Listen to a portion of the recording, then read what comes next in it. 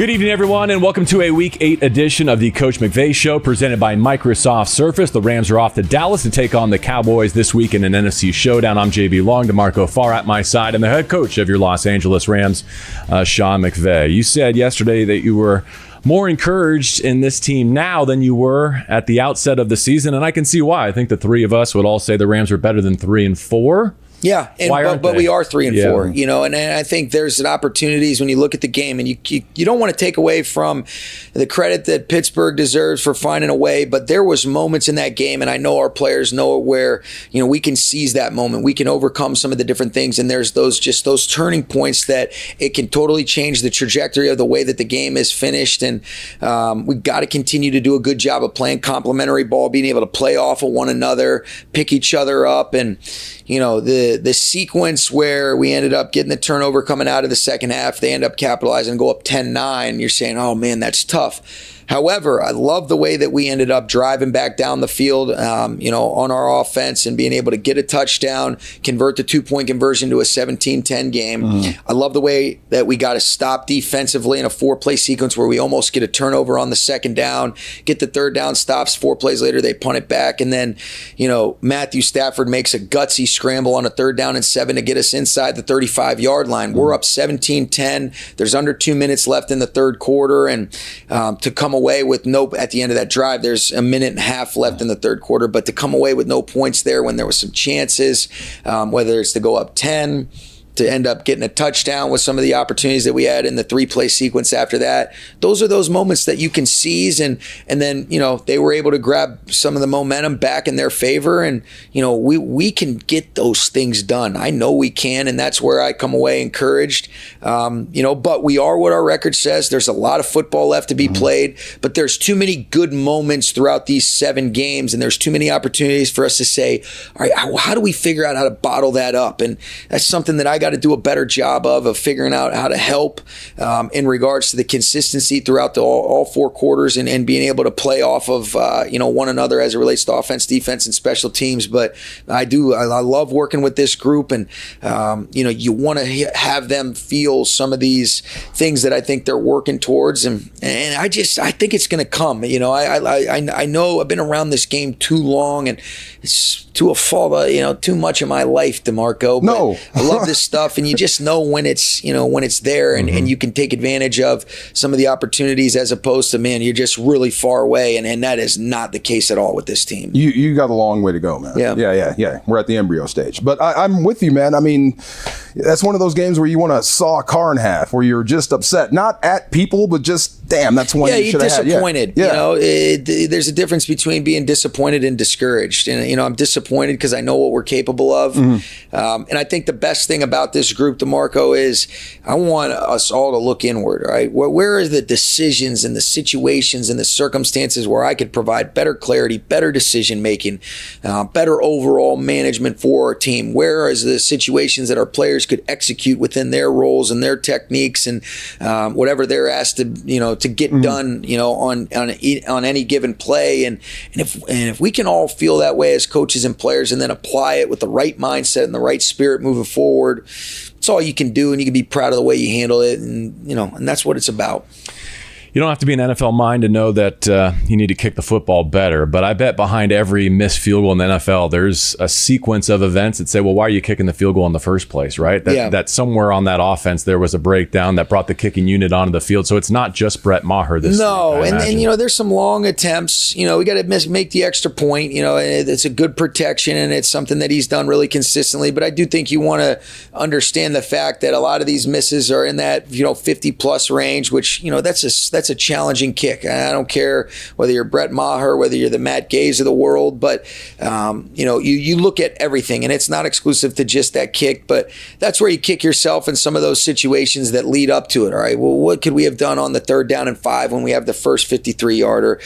You know, there's just, oh man, it's one of those deals that you just go back to work, you apply the lessons you learn, and you don't let the Steelers' disappointment beat you twice as you start to prepare for the Cowboys. It is an interesting week, though, for Brett and for the Rams, going to Dallas for one. He's got a lot of history there. And I imagine it's tough to find an NFL caliber replacement in the middle of a season at that position. I think you look at all those things, and it's not exclusive to the kicker. You're always looking at, all right, what's the landscape of the league, whether it be free agency, practice squads, even some of the stuff with the trade deadline. What are the ways that you can upgrade and provide an opportunity to have the most competitive situation for our football team? And so, we'll always monitor those things.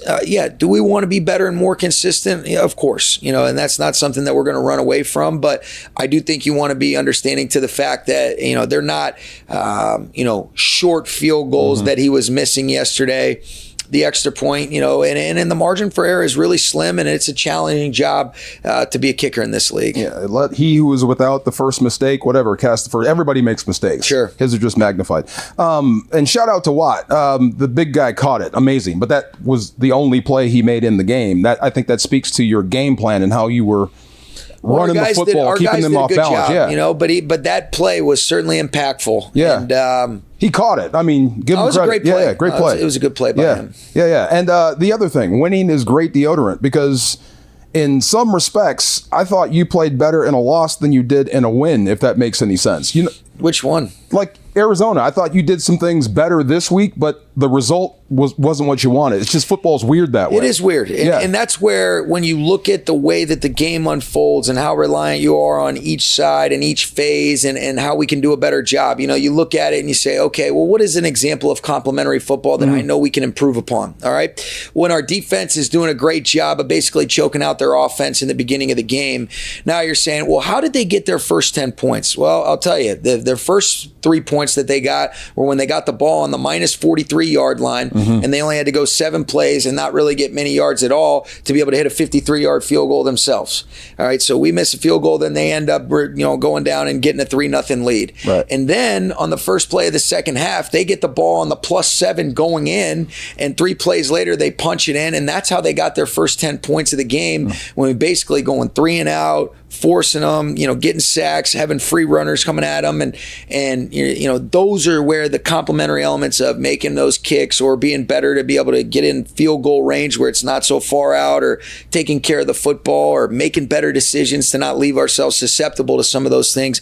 That's the example of, you got to be able to find a way to do that, and we can do that. I know I can be better for us, and you're right, man. But it's a sick feeling when you don't get the results you want, and that you feel like you didn't do some things that you can do that change ultimately the outcome of the game. What do you make of the drops? And not just the drops, but drops by kind of your senior leaders. Yeah, I think you have to look at it and just say, all right, well, what are the reasons? Are they fundamentals, techniques, or is it just one of those deals where it happens, And I think there's a combination of, let's make sure that we're looking the ball all the way through the catch. We're trusting ourselves. And, when there's some tight window throws, being able to just have great focus and concentration, staying grounded through the catch if applicable, and trusting our hand-eye coordination. And in those situations, we've got guys that have shown that you don't let those one-offs or those couple plays. Sure. That's an inevitable part of this game, but how do we make them more times than not? And then how do we seize the moment in some of those crunch time opportunities where points are at stake or you got a chance to be able to put people away? But you show me a great player, I'll show you a guy that's had some mistakes. But the key thing is how do we respond? I'll show you a Michael Hoyt that was kicking some tail out there. How about that kid? He did a great job. Yeah. Hell of a stat line, yeah. He had some good stats, and then, he had some matchups, too, where he better win, against some of those looks, too. And when you're unblocked, you better get him? Yeah. Absolutely. Yeah, but he's a stud. He's done a really good job. I'm really happy for, the progress and the improvement and the way that he's playing, through 7 games this season. Mm-hmm. What about the running back rotation? You asked a lot of 2 individuals in particular. Royce Freeman, first real live action in a long time. And for Darrell, about a calendar year since he'd been in Horns. How about that? No, they both did a really good job. We were able to run the football efficiently. We were able to stick with it and get a handful of carries off. It was some dirty runs, but they were able to, fall forward, get good body lean. I thought we were able to get fairly good removal at the point of attack. And I thought they both did a nice job when they were asked to be, protectors in protection as well. And so Ron Gould did an excellent job getting those 2 guys ready to go. I know Zach Evans would have been ready if he was asked to go. And we'll continue to get Myles Gaskin up to speed as we look towards the Cowboys. Royce Freeman was bringing it, and Daryl saw Daryl on the way in. He said he's thinner than he was. He looks bigger to me, but I like his he does. He looks thicker up top. I mean, I just like the physicality. Yeah, and that's always been his brand of football. You know, good center of gravity, good contact balance. I think that's illustrated as a runner and as a protector. And then Royce is heavy on contact, good forward body lean. I thought they did a nice job, and they both had a handful of carries, and it was good production against a tough defense. All right, who is Matthew Stafford really throwing the touchdown to? You have to ask him Atwell or Cooper Kupp? You'll have to ask him that one. And were you thinking, hey, let it rip here in the final seconds of the second quarter? Or are you saying, no, don't take 3 off the board? With what? I thought that was a good decision because of where he did a great job of getting flushed. You could see guys' backs were to him, and it was a favorable situation where he's throwing it up, and it's not just kind of a heave and a hope. That's with an intent behind it, knowing that guys are kind of working off schedule for him. And, he said it was a perfect way of knowing that, Cooper, and then he felt Tutu's vision come right back to it, and he knew he'd get that natural pick right on that goal line with Tutu screaming across. So exactly how he drew it up. Played the odds perfect. He knew that was going to happen. Oh, yeah. Clairvoyant guy. But, it's funny. I mean, watching him play, he gets the whole pageantry of football. You know what I mean? And some of those scrambles I thought were just defense killers, and he just instinctively knew how to do it. It's just funny. I look at people when they say that he's not great. I'm like, well, are we looking at the same guy? Yeah. This guy gets it and knows how to win. Yeah. He's a great competitor. He's a great player.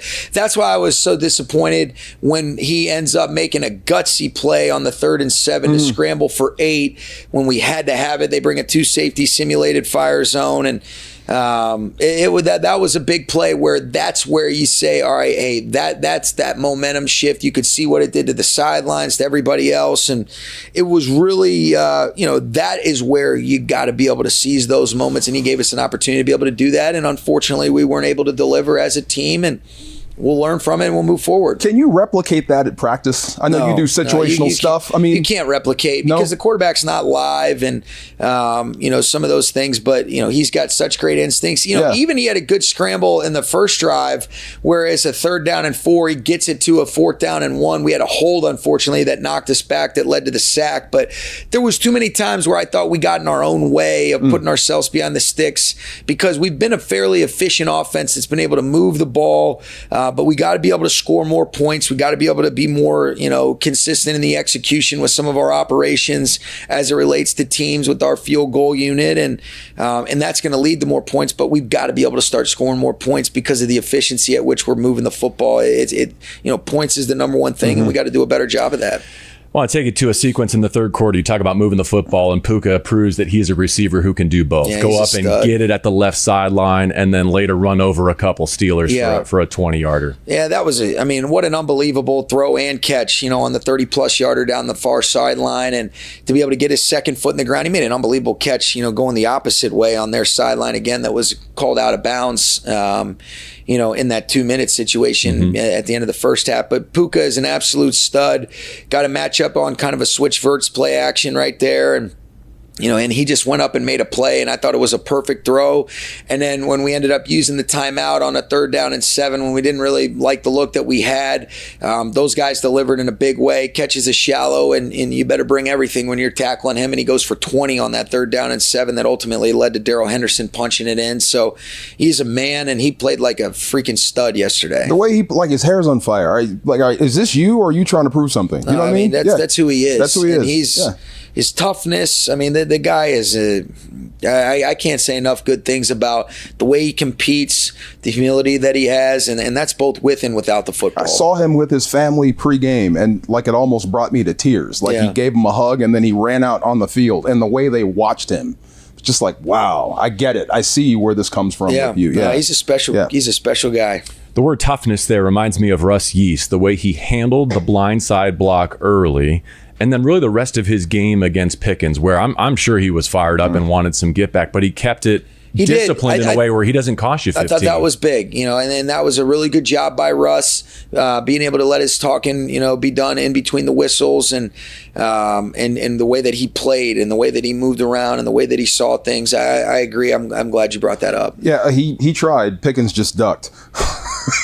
Yeah, I mean, that was he spoke with his footsteps. No doubt. I love that. He's getting nothing but better. He is turning into like one of the division's best safeties. He's doing a good job. You know, he's getting better and better. I think he's got a great example of what it looks like in Jordan Fuller, and I think Quentin Lake is making an impact as well, and I've been really pleased with that group. I'll take you to officiating, but not in the way that I know you don't want to go. I'm just curious what your feel is currently for the right level of involvement with that eye in the sky. Like, are you the type of coach who would rather have every call be corrected in real time the way that we can with our technology, or do you appreciate still having some of that human element?